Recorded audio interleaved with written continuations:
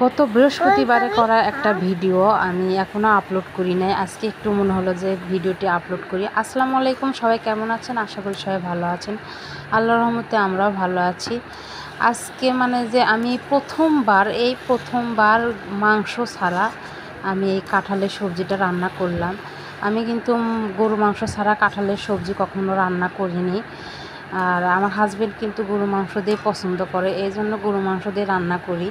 আর আজকে শুধু ডাল দিয়ে আর সব রকমের মশলাপাতি সবগুলো দিয়ে এই কাঁঠালের সবজিটা রান্না করলাম। বিশ্বাস করবো না, এত মজা হয়েছিল। নিজের রান্না বলে বলছি না, আসলেই কাঁঠালের সবজিটা অনেক মজা হয়েছিল।